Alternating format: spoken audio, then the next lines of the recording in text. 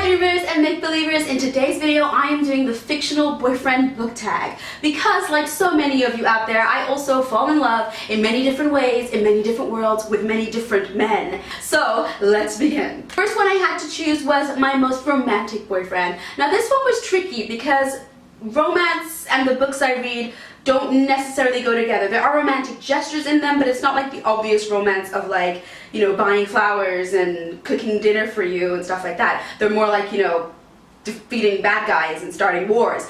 But I was able to find romantic scenes that I love in these books, and one man in particular steals my heart. Now, bear in mind that if I could choose this man in all of my answers, I would, but I can't. But I'm choosing him for this one at least, and that is Friendzoned, the High Lord of the Night Court. He is by far my biggest book boyfriend ever.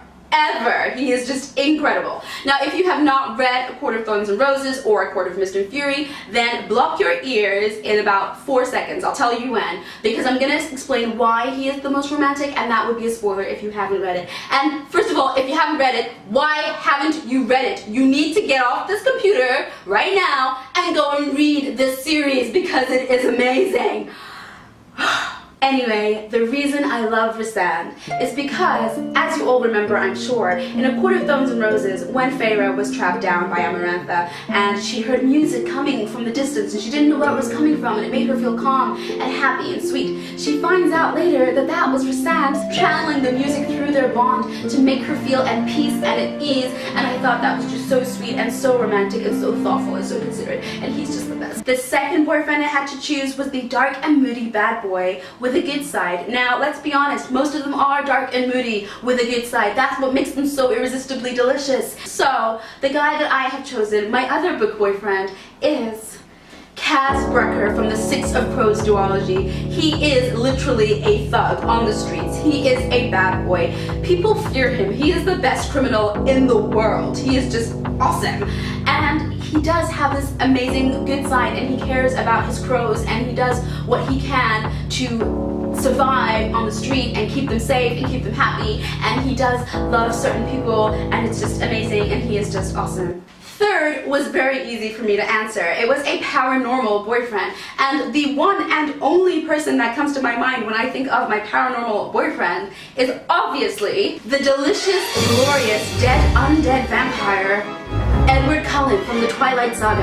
I loved him from the beginning. People found him creepy. I can understand that, but I loved him. Number 4 is a boyfriend you want to tame. Now, they're all pretty wild, and that's what makes them pretty delicious, but there is one in particular that it didn't make him delicious. I mean, he was delicious, but I just wished he would be tame and good, and that is the Darkling from the Grisha trilogy.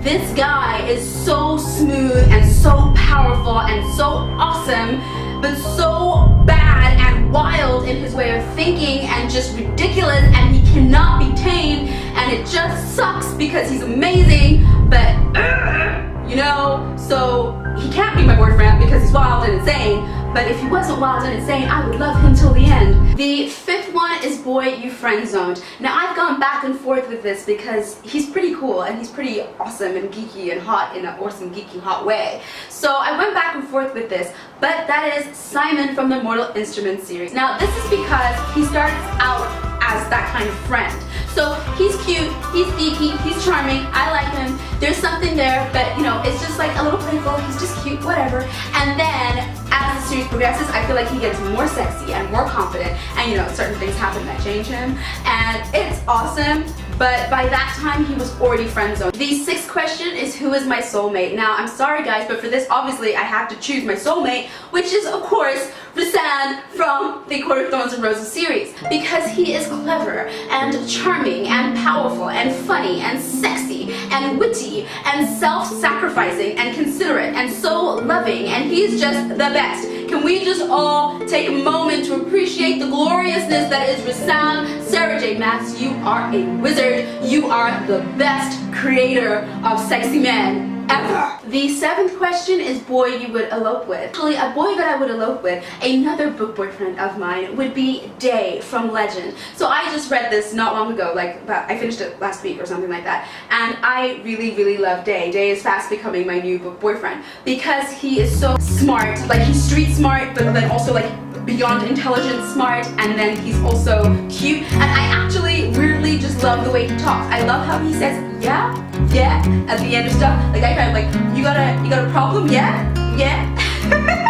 Number 8 is a boyfriend you would venture anywhere with. Now, for this one, it was also a bit tricky. I couldn't decide because I love them all. But one that I chose to venture places with, like travel the world sort of thing with, is Captain Thorne from the Luna Chronicles. So he not only has a spaceship, which is just awesome, and we can travel space together, but he's also really funny and really confident and really chilled, and I feel like you could go to a lot of crazy places with him and he'd be hilarious and also good company and really laid back, and again, he has a ship. Number 9 is my book boyfriend that I would want to be stranded on a desert island with. Now, nobody likes to be stranded on a desert island, but if I had to be stranded with anybody, it would be Percy Jackson, because first of all, he is the son of Poseidon, which means he controls water, which means that if we did want to go back, we could literally just manipulate the water and get ourselves off this island to civilization if we wanted to. Also, he's pretty good warrior, so he could go and like hunt down food for us, and I'm sure he'd be very like resourceful in getting us shelter, and yeah, I think you can have a lot of fun on an island with Percy. And like I say, if you want to go home, he also controls the water to get you home. The 10th boyfriend, now this was difficult because it's the most badass boyfriend, and I must say that a lot of my boyfriends are pretty badass, but the 10th and final book boyfriend of mine is Severo from the Red Rising trilogy. I don't care if he looks like a goblin, I don't care if he's half and half or whatever, he is awesome. I love Severo, and his personality is just ridiculous and hilarious, and yeah, Severo just gets the cake. I mean, he howls, he's a howler, and I love it, and he is definitely badass. And there you have it, my 10 most delicious book boyfriends, or rather 9, because again, I chose Rastan twice. But there they are, I love them all, and I'm sure that soon I'll be falling in love with another guy from another book in another world, and it's going to be pretty awesome. And just in case you don't know, I'm currently running an Indiegogo campaign to help fund the launch of the Water Rushes series, which is my book series. It's going to be a 5-book series plus a novella, and book 3 is coming out in August 1st, and the novella is coming out later this year.